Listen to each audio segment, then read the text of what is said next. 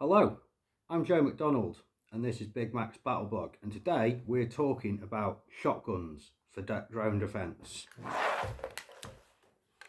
Like this, okay?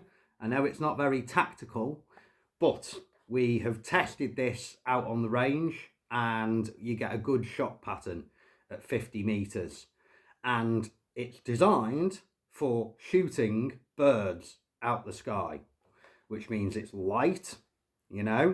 It's not designed to fire 3.5-inch Magnum slugs, which is not what you're not gonna use to shoot at drones anyway. It's designed to fire birdshot, so it's not particularly a pain in the arse to carry, and you get two extremely quick follow-up shots. It's a USSR made copy of an English side-by-side. Apparently they copied a Purdy, who fucking knows. And yeah, I have a couple of different sorts of ammo. You can kind of sort of see that one's got chunky boy pellets and this one's got little fine pellets. So my theory being that the chunky boy pellets would be for a drone that's further away, and then if it's still coming at me, the fine pellets. But now, let's get into it. Are shotguns any good for drone defense? There's a lot of videos out there talking about it. All the military equipment type review XSF channels like fucking Garand Thumb, and I just watched one from Britain, and I think Task and Purpose has got a video about it. Anyway, there's loads of content out there being like, generally, shotguns now making a comeback, important for drone defense, which shotgun is the best for drone defense, blah blah blah. Right, here's my insights on it, not only as a soldier here who, just being in the city, walking, driving, being at a position I'm at risk from drones, but also someone who's a drone pilot and works with drone teams, FPV teams, etc., etc. Okay, is it worth it? Well, everything is about context. I would say that the time you'd really want to have a shotgun for drone defense is if you'd been sent to a very open fucking place, like a tree line with just open fields on either side, and which is a lot of the Ukrainian battlescape. And at some point you might have to cross that open space, or you might be in the back of a pickup truck, and then it might have some meaning. But here's the thing, you are 95% of the time better just trying to take cover. That's always going to be better than trying to shoot a drone down with a shotgun.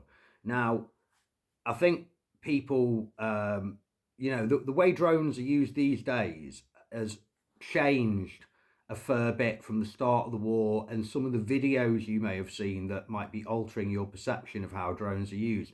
Like anything that has a decent camera on, like any sort of Mavic or Autel drone that we use, we like, even when we drop bombs, they're pretty high up. Like sometimes you might get a Mavic Classic that's like within 50 meters when we drop the bomb, but quite often it could be higher up, basically, and if it's just flying around observing you, there's no fucking chance of hitting it. FPVs are can be quick as fuck, like, plus the big ones with a big bomb still going over 100 miles an hour. And if you've ever been at the side of a motorway or an autobahn or a freeway or whatever the fuck you call it in your country, or a racetrack, and a car's gone past you doing 160 kph, it's like, woof, and it's fucking gone, right? So that's the sort of speed we're talking you're going to be encountering those things at. But, of course, every soldier still wants to have a gun to deal with the threats he might encounter. So trust me, I don't like explaining it like this. I like shotguns and guns. I think they're cool. But drones exist. One of the other things you might do if you fucking shoot a drone, like you've got an extremely high chance of causing an airburst, basically. So in that fucking situation, you've now made it worse, basically, because if it had exploded on the ground 10 or 20 meters or 15 meters to the right, and just before it hit, you managed to fall. Now you're in your little half trench or whatever. Probably all right. Ears might be ringing, might have some lumps of stuff raining down on you, but you'd probably be all right. But if you're in the trench, but the trench is open and now this thing has exploded above you, big fucking ball of shrapnel expanding rapidly outwards from that thing. Airburst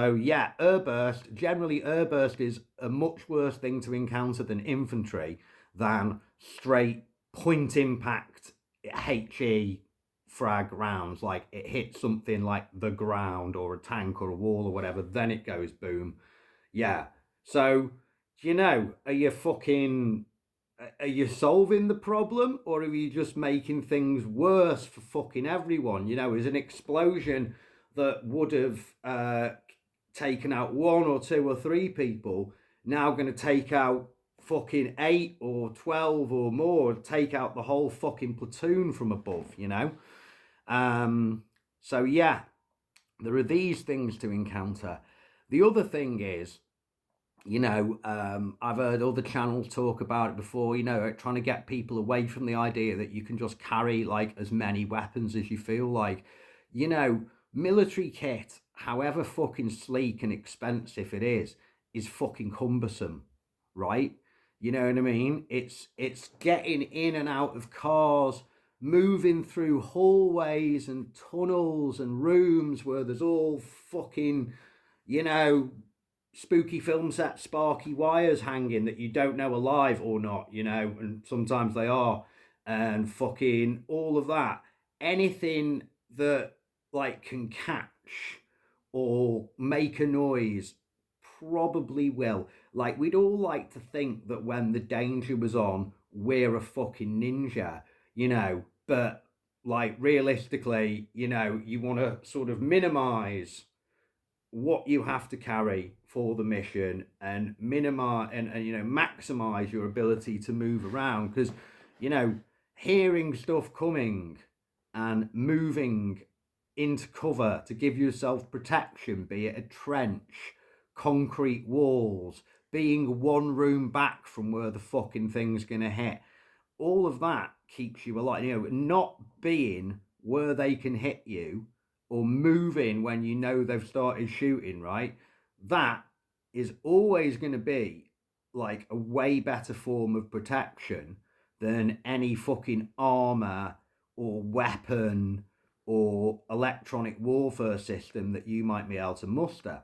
Now, yeah, the real thing that protects people from FPVs and things is jammers, rebs, okay? Different countries seem to have a different approach onto what to call them sometimes. Anyway, semantics aren't the truth at the center of a thing. They're just people's definitions, which vary a lot from country to country, especially when weapons are involved. Anyway, I digress. So yeah, in summary, I would say that for a platoon size element, it might be nice to have half a dozen shotguns. And again, yeah, if you want them for anti-drone, you really want like this old fucking, Ivanka, here, let's call her Ivanka, why not? The old babushka gun, fucking no one's nicking my chickens, I'll tell you that, right? Is actually a very good anti-drone shotgun.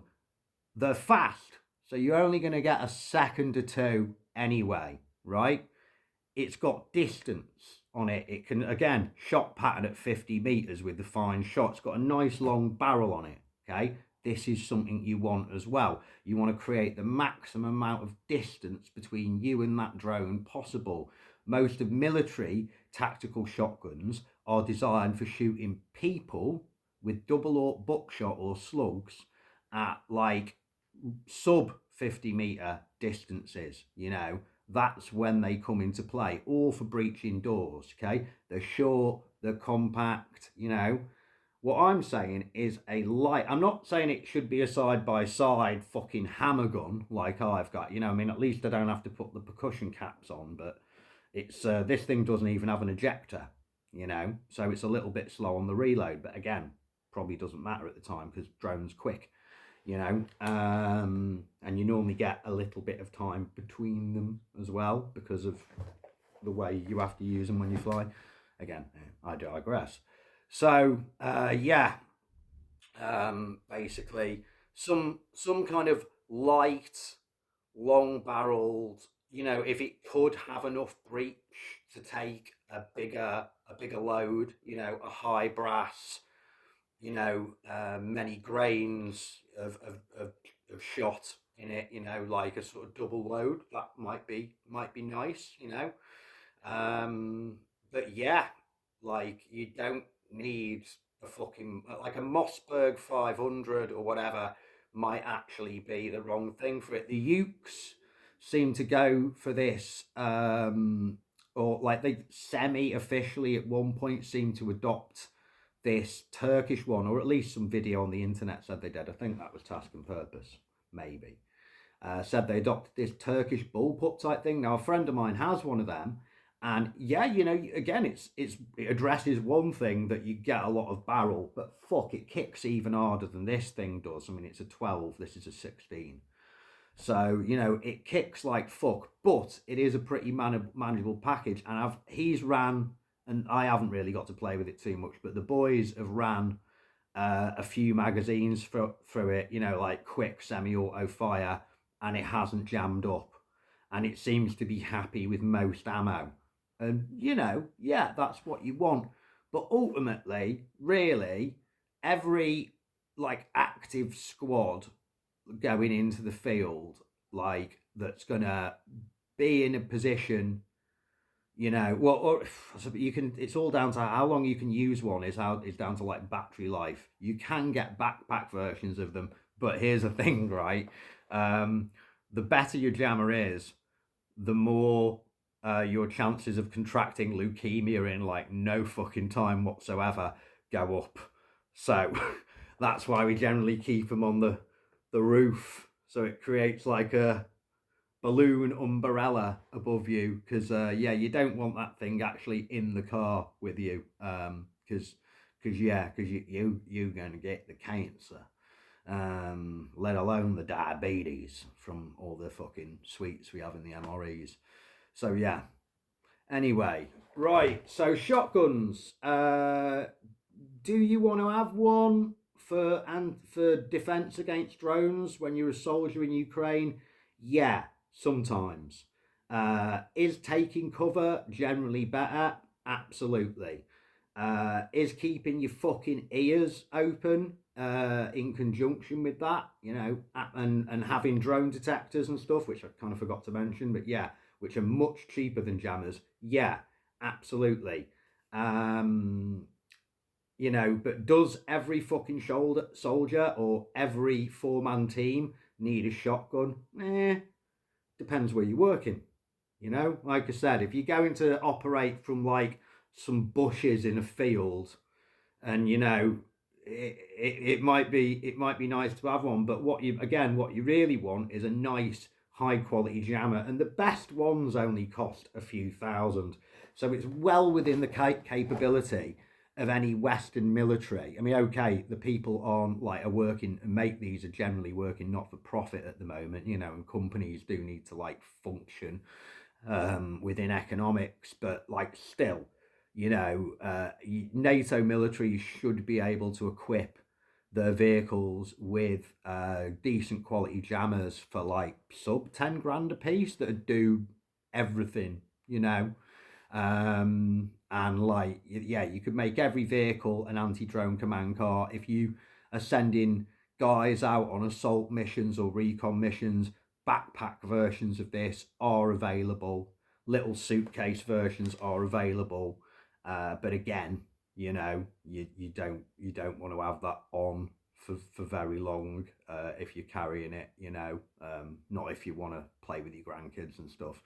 Anyway, so there we go. Shotguns as an anti-drone measure. It's my rambly thoughts. It's goodbye from me, Joe McDonald at Big Mac's Battle Blog, and as always, from our pro Russian and Vatnik listeners, Idina Hoyza Loopers.